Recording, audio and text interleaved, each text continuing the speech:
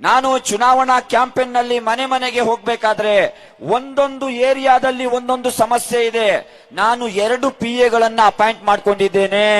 ಯಾಕಂತ ಹೇಳಿದ್ರೆ ನಾಳೆ ಅಸೆಂಬ್ಲಿಯಲ್ಲಿ ಹೋಗಿ ಮಾತಾಡಬೇಕಾದ್ರೆ ಯಾವ ಏರಿಯಾದ ಪಾಯಿಂಟ್ ಗಳು ಬಿಟ್ಟು ಹೋಗಬಾರ್ದು ಎಂಬ ಕಾರಣಕ್ಕೆ ಎಲ್ಲವನ್ನ ಅವರು ನೋಟ್ ಮಾಡ್ತಾ ಇದ್ದಾರೆ. ಟೈಮ್ ಟು ಟೈಮ್ ಪ್ರಪ್ರಥಮ ಅಸೆಂಬ್ಲಿಯಲ್ಲಿ ನಾನು ದಾವಣಗೆರೆಯ ನೆರಳು ಬೀಡಿ ಕಾರ್ಮಿಕರ 300 ಮಹಿಳೆಯರು ಸೇರಿ 15 ಡಿಮ್ಯಾಂಡ್ಗಳನ್ನು ನನಗೆ ಇವತ್ತು ಸಬ್ಮಿಷನ್ ಮಾಡಿದ್ದಾರೆ. ಅದರ ಬಗ್ಗೆ ನಾನು ಧ್ವನಿ ಎತ್ತಲಿಕ್ಕಿದ್ದೇನೆ ಮತ್ತು ಭರವಸೆಯನ್ನ ಆ ಮಹಿಳೆಯರಿಗೆ ಕೊಟ್ಟು ಬಂದಿದ್ದೇನೆ. ಹಾಗಾಗಿ ಒಂದು ವಿಚಾರವನ್ನ ಮಾತ್ರ ನಾನು ಇಲ್ಲಿ ಪ್ರಸ್ತಾಪ ಮಾಡ್ತೇನೆ. ಅಫ್ಸರ್ ಕೊಡ್ಲಿಪೇಟೆ ಕೋಮುವಾದಿ ಅಂತ ಹೇಳಿ social democratic party of India ಕೋಮುವಾದಿ ಪಕ್ಷ ಅಂತ ಹೇಳಿ ಹಲವಾರು ಜನರು ಹೇಳ್ತಾ ಇದ್ದಾರೆ. ಅವರಿಗೆ ನಾನು ಏನು ಮಾತಾಡೋದಿಲ್ಲ. ಇವತ್ತು ಈ ವೇದಿಕೆಯನ್ನ ನೋಡಿ, ಇಲ್ಲಿ ದಲಿತ ಸಹೋದರರಿದ್ದಾರೆ, ಕ್ರೈಸ್ತ ಸಹೋದರರಿದ್ದಾರೆ, ಸಿಖ್ ಸಹೋದರರಿದ್ದಾರೆ, ಮುಸ್ಲಿಂ ಸಹೋದರರಿದ್ದಾರೆ. ಇದು ಕೋಮುವಾದ ಅನ್ನೋದಾದ್ರೆ ಹೌದು, ನಾನು ಕೋಮುವಾದಿ. ಇದನ್ನ ನೀವು ಕೋಮುವಾದ ಅನ್ನೋದಾದ್ರೆ ಹೌದು, SDPI ಕೋಮುವಾದಿ. ಇದನ್ನ ನಾವು ತಿಳ್ಕೊಂಡಿರುವಂತದ್ದು ಜಾತ್ಯತೀತವಾದ, ನೈಜ ಜಾತ್ಯತೀತವಾದ. ಈ ಜಾತ್ಯತೀತವಾದವನ್ನ ನಾವು ಪ್ರತಿ ಮನೆಗೂ ತಲುಪಿಸ್ಲಿಕ್ಕಿದೆ. ಕೋಮುವಾದಿ ಯಾರು ಅಂತ ನೀವು ಡೆಫಿನಿಷನ್ ಅನ್ನ ತೆಗೆದು ನೋಡಿದ್ರೆ, ತನ್ನ ಕೋಮಿನ ಒಬ್ಬ ವ್ಯಕ್ತಿ ತಪ್ಪನ್ನ ಮಾಡಿದಾಗ ಅವನನ್ನು ಸಮರ್ಥಿಸಿಕೊಳ್ಳುವವನು ಕೋಮುವಾದಿ.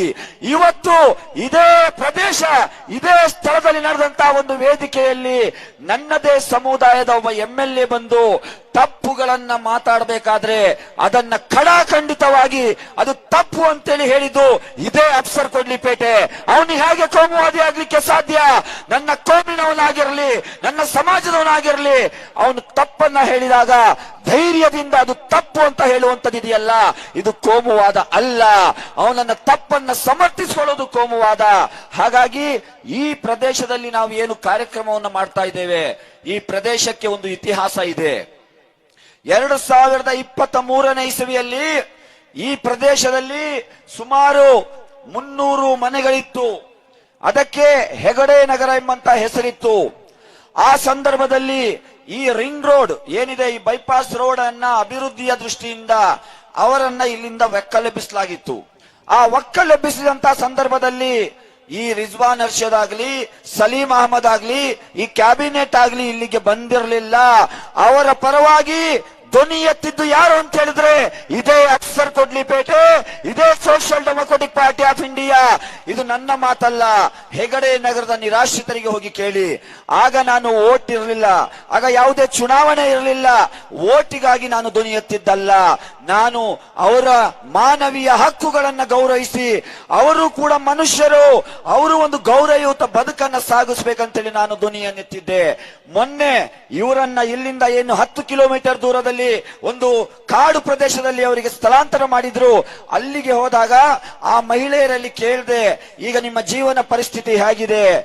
150 ಮನೆಗಳಿದ್ದಂತಹ ಪ್ರದೇಶದಲ್ಲಿ ಕೇವಲ 4 ಮನೆಗಳು ಇವತ್ತು ಬಾಕಿ ಇದೆ. ಯಾಕಂದ್ರೆ ಅಲ್ಲಿ ಚರಂಡಿ ಇಲ್ಲ, ಕರೆಂಟ್ ಇಲ್ಲ, ನೀರಿಲ್ಲ. ನಾಯಿ, ನರಿ, ಕುರಿ, ಕೋಳಿಗಳ ಹಾಗೆ ಬದುಕಕ್ಕೆ ಅವರು ಸಾಧ್ಯ ಇಲ್ಲ ಅಂತ ಹೇಳಿ ಎಲ್ಲೋ ಬಾಡಿಗೆಯ ಮನೆಯೋ ಭೋಗ್ಯದ ಮನೆ ಮಾಡಿಕೊಂಡು ಇಲ್ಲಿ ಜೀವನ ಮಾಡ್ತಾ ಇದ್ದಾರೆ. ಅಫ್ಸರ್ ಕೊಡ್ಲಿಪೇಟೆ ಅವತ್ತು ಕೂಡ ನಿಮ್ಮ ಪರವಾಗಿ ಧ್ವನಿ ಎತ್ತಿದ್ದಾನೆ. ಇವತ್ತು ನಿಮ್ಮ ಮನೆ ಬಾಗಿಲಿಗೆ ನಿಮ್ಮ ಮನೆಯ ಮಗನಾಗಿ ನಿಮ್ಮ ಮತವ ಭಿಕ್ಷೆಯನ್ನ ಬೇಡಲಿಕ್ಕೆ ಬಂದಿದ್ದಾನೆ. ಒಂದು ವೇಳೆ ನೀವು ನನ್ನ ಪರವಾಗಿ ಮತವನ್ನ ದಾನ ಮಾಡಿದ್ರೆ ಅಸೆಂಬ್ಲಿಯಲ್ಲಿ ಟೇಬಲ್ ಗುದ್ದಿ ನಿಮ್ಮ ಹಕ್ಕಿನ ಪರವಾಗಿ ಮಾತಾಡ್ತಾನೆ ಎಂಬಂತ ಭರವಸೆ ನಾನು ಕೊಡ್ತಾ ಇದ್ದೇನೆ. ಯಾಕಂತ ಹೇಳಿದ್ರೆ ನನ್ನ ಮನೆಯಿಂದ ನಾನು ಕೊಡ್ಲಿಕ್ಕೆ ಏನಿಲ್ಲ ಸ್ವಾಮಿ. ನಾನು ಹೆಲಿಕಾಪ್ಟರ್ ನಲ್ಲಿ ದಾವಣಗೆರೆಗೆ ಇಳಿದವನಲ್ಲ. ನಾನು ಈ ದೇಶದ, ಈ ರಾಜ್ಯದ ಒಂದು ಸಣ್ಣ ಕುಗ್ರಾಮದ ಒಬ್ಬ ಬಡ ರೈತನ ಮನೆಯಲ್ಲಿ ಜನಿಸಿದಂತಹ ಒಬ್ಬ ಬಡವ. ನನ್ನ ಹತ್ರ ಕೋಟಿಗಟ್ಟಲೆ ಕಪ್ಪು ಹಣ ಇಲ್ಲ. ಚುನಾವಣೆಯಲ್ಲಿ ಮತಕ್ಕಾಗಿ ಹಣವನ್ನು ಹಂಚಲಿಕ್ಕೆ ಹಲವರು ಕೇಳಿದ್ರು, ಹಾಗಾದ್ರೆ ನೀವು ಚುನಾವಣೆ ಹೇಗೆ ಎದುರಿಸ್ತೀರಾ ಅಂತ ಹೇಳಿ ನಾನು ಒಂದು ಮಾತನ್ನ ಹೇಳಿದೆ. ನಿನ್ನೆ ನಮ್ಮ ಒಂದು ಸಣ್ಣ ಕಾರ್ನಾರ್ ಸಭೆ ಇತ್ತು. ಆ ಸಂದರ್ಭದಲ್ಲಿ ನನ್ನ ಈ ಚುನಾವಣಾ ಖರ್ಚು ವೆಚ್ಚಕ್ಕಾಗಿ ಇಲ್ಲಿಯ ಸಹೋದರಿಯರು ನನಗೆ ಹಣದ ಸಹಾಯವನ್ನ ಮಾಡಿದ್ರು. ಕ್ರೌಡ್ ಫಂಡಿಂಗ್ ಆಗಿ ನಾನು ಅಪೀಲ್ ಮಾಡಿದೆ. ವಿವಿಧ ರಾಜ್ಯದ ಮೂಲೆ ಮೂಲೆಗಳಿಂದ ನನಗಾಗಿ ಹಣ ಸಹಾಯವನ್ನ ಮಾಡ್ತಾ ಇದ್ದಾರೆ. ಯಾಕಂತ ಹೇಳಿದ್ರೆ ನಾನು ಒಂದೇ ₹1 ಭ್ರಷ್ಟಾಚಾರ ಮಾಡದಂತ ರಾಜಕಾರಣ ಮಾಡ್ಲಿಕ್ಕೆ ಬಂದಂತವನು.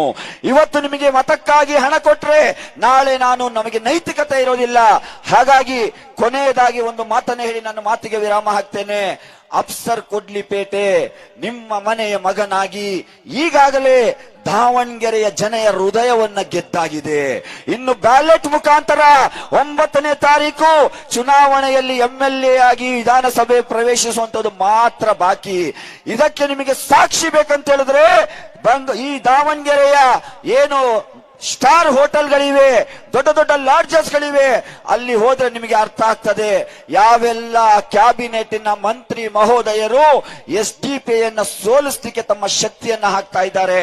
ಅವರೆಲ್ಲರಿಗೂ ನನ್ನ ಒಂದು ಸಂದೇಶವನ್ನ ನೀಡ್ತಾ ಇದ್ದೇನೆ. ಇದೇ 1447 ವರ್ಷಗಳ ಹಿಂದೆ 313ರಷ್ಟಿದ್ದಂತ ಒಂದು ಸೈನ್ಯ 1000ಕ್ಕೂ ಮಿಕ್ಕ ಸೈನ್ಯವನ್ನ ಸೋಲಿಸಿತು ಎಂಬ ಇತಿಹಾಸವನ್ನ ಮರಿಬೇಡಿ. ಆ ಇತಿಹಾಸ ದಾವಣಗೆರೆಯಲ್ಲಿ ಮರುಕಳಿಸಲಿಕ್ಕಿದೆ. ಯಾರು ಸತ್ಯ ಮತ್ತು ನ್ಯಾಯದ ಪರವಾಗಿರ್ತಾರೆ ಆ ಭಗವಂತನು ಕೂಡ ಅವರಿಗೆ ಸಹಾಯ ಮಾಡ್ತಾನೆ. ನನ್ನ ಮನಸ್ಸು ಹೇಳ್ತಾ ಇದೆ, ಈ ಬಾರಿ ಅಫ್ಸರ್ ಕೊಡ್ಲಿಪೇಟೆ ಈ ಕ್ಷೇತ್ರದಲ್ಲಿರುವಂತಹ 1.5 ಲಕ್ಷದಷ್ಟಿರುವಂತಹ ಅಹಿಂದ ಮತದಾರರ ಸ್ವಾಭಿಮಾನದ ಚುನಾವಣೆಯನ್ನ ಎದುರಿಸ್ತಾ ಇದ್ದಾನೆ. ಈ ಚುನಾವಣೆಯಲ್ಲಿ ನಾನು ಗೆದ್ರೆ ಇದು ನನ್ನ ಗೆಲುವಲ್ಲ, ಈ ಕ್ಷೇತ್ರದ ಅಹಿಂದ ಮತದಾರರ ಗೆಲುವಾಗಿರ್ತದೆ.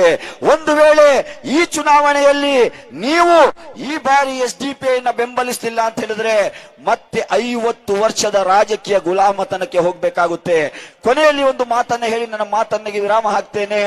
ದಾಡಿ ಮತ್ತು ಟೋಪಿಯ ಬಗ್ಗೆ ಬಹಳ ಚರ್ಚೆಗಳು ನಡೀತಾ ಇದೆ. ಅವರಿಗೆ ಒಂದು ಸಂದೇಶವನ್ನು ಕೊಡ್ತಾ ಇದ್ದೇನೆ. ಈ ದೇಶದ ಮೊಟ್ಟ ಮೊದಲ ಎಜುಕೇಶನ್ ಮಿನಿಸ್ಟರ್ ಮೌಲಾನಾ ಅಬ್ದುಲ್ ಕಲಾಂ ಆಜಾದ್ ಅವರು ಕೂಡ ದಾಡಿಯನ್ನಿಟ್ಟಿದ್ರು, ಅವರು ಕೂಡ ಟೋಪಿಯನ್ನು ಹಾಕಿದ್ರು. ಈ ದೇಶದ president of India Zakir Hussain ಕೂಡ ದಾಡಿಯನ್ನಿಟ್ಟಿದ್ರು, ಟೋಪಿಯನ್ನಿಟ್ಟಿದ್ರು. ಅದೇ ರೀತಿಯಾಗಿ ದಾವಣಗೆರೆ ದಕ್ಷಿಣ ವಿಧಾನಸಭಾ ಕ್ಷೇತ್ರದ MLA ಆಗಿ ಇದೇ ದಾಡಿ ಇಟ್ಟಿರುವಂತಹ, ಅದೇ ಟೋಪಿ ತೊಟ್ಟಿರುವಂತಹ ಅಫ್ಸರ್ ಕೊಡ್ಲಿಪೇಟೆ ಅಹಿಂದ ಮತದಾರರ ಧ್ವನಿಯಾಗಿ ಕರ್ನಾಟಕ ವಿಧಾನಸಭೆಯನ್ನ ಪ್ರವೇಶಿಸಲಿಕ್ಕಿದ್ದಾನೆ. ಒಂದು ವೇಳೆ ನಾನು ವಿಧಾನಸಭೆ ಪ್ರವೇಶಿಸಿದರೆ ಎಲ್ಲ ಜಾತಿ ವರ್ಣ ವರ್ಗ ಎಲ್ಲರ ಜೊತೆಯಲ್ಲೂ ನ್ಯಾಯವನ್ನ ಪರಿಪಾಲಿಸ್ತಾನೆ. ಇದೇ ದಾಡಿ ಇದೇ ಟೋಪಿ ಇಟ್ಟಿರುವಂತಹ ಅಫ್ಸರ್ ಕೊಡ್ಲಿಪೇಟೆ ಎಂಬಂತಹ ಸಂದೇಶವನ್ನ ನೀಡ್ತಾ ಬಾಬಾ ಸಾಹೇಬರ ಒಂದು ವಿಚಾರವನ್ನ ಹೇಳಿ ನನ್ನ ಮಾತಿಗೆ ವಿರಾಮ ಹಾಕ್ತೇನೆ. ನಾಯಿ ನರಿ ಕುರಿ ಕೋಳಿಗಳು ಕೂಡ ಹುಟ್ಟುತ್ತವೆ ಸಾಯ್ತವೆ, ನಾಯಿ ನರಿ ಕುರಿ ಕೋಳಿಗಳು ಕೂಡ ಬದುಕುತ್ತವೆ ಸಾಯ್ತವೆ. ಆದ್ರೆ ನೀವು ಯಾವ ರೀತಿ ಬದುಕಬೇಕಂತ ಹೇಳಿ ಬಾಬಾ ಸಾಹೇಬರು ಕಲಿಸೋಕೆ ಹೋಗಿದ್ದಾರೆ. ನೀವು ಹುಲಿ ಸಿಂಹಗಳಾಗಿ ಬದುಕಿ, ನೀವು ನಾಯಿ ನರಿಗಳಾಗಿ ಬದುಕಬೇಡಿ. 250 ವರ್ಷಗಳ ಹಿಂದೆ ಶಹೀದ್ ಮಿಲ್ಲತ್ ಟಿಪ್ಪು ಸುಲ್ತಾನ್ ಕೂಡ ಅದನ್ನೇ ಹೇಳಿದ್ದು, 100 ದಿನ ಇಲಿಯಾಗಿ ಬಾಳುವುದಕ್ಕಿಂತ 1 ದಿನ ಹುಲಿಯಾಗಿ ಬಾಳು. ಅಫ್ಸರ್ ಕೊಡ್ಲಿಪೇಟೆ ದಾವಣಗೆರೆಯ ಜನರ ಹೃದಯವನ್ನ ಏನು ಗೆದ್ದಿದ್ದಾನೆ. ಯಾವುದೇ ತ್ಯಾಗಕ್ಕೂ ನಾನು ತಯಾರಾಗಿದ್ದೇನೆ. ನಾನು ಕೋಮುವಾದಿಗಳೊಂದಿಗೆ ಯಾವುದೇ ರಾಜಿ ಮಾಡಿಕೊಳ್ಳಿಕ್ಕೆ ತಯಾರಿಲ್ಲ. ನಾನು ರಾಜಿರಹಿತವಾದಂತಹ ಹೋರಾಟ ಅದು ಬೀದಿಯಲ್ಲಾಗಿರ್ಲಿ, ಅದು ಅಸೆಂಬ್ಲಿಯಲ್ಲಾಗಿರ್ಲಿ ಮಾಡಿಯೇ ತೀರ್ತೇನೆ ಎಂಬಂತಹ ವಿಶ್ವಾಸವನ್ನೊಂದಿಗೆ ನನ್ನ ಮಾತಿಗೆ ವಿರಾಮ ಹಾಕ್ತಾ ಇದ್ದೀನಿ. ನನ್ನ ಚುನಾವಣಾ ಗುರುತಾದ ಪ್ರೆಷರ್ ಕುಕ್ಕರ್ ಸೀರಿಯಲ್ ನಂಬರ್ 4ಕ್ಕೆ ತಮ್ಮ ಅಮೂಲ್ಯವಾದ ಮತವನ್ನ ನೀಡಿ ನಿಮ್ಮ ಭಿಕ್ಷೆಯ ಮುಖಾಂತರ ಮತದಾನದ ಮುಖಾಂತರ ನನ್ನನ್ನ ಜಯಶೀಲರನ್ನಾಗಿ ಮಾಡಬೇಕಂತ ಹೇಳಿ ಕೇಳ್ಕೊಳ್ತಾ ನನ್ನ ಮಾತಿಗೆ ವಿರಾಮ ಹಾಕ್ತಾ ಇದ್ದೀನಿ. ಜೈ ಹಿಂದ್, ಜೈ SDP, ಜೈ ಭೀಮ್.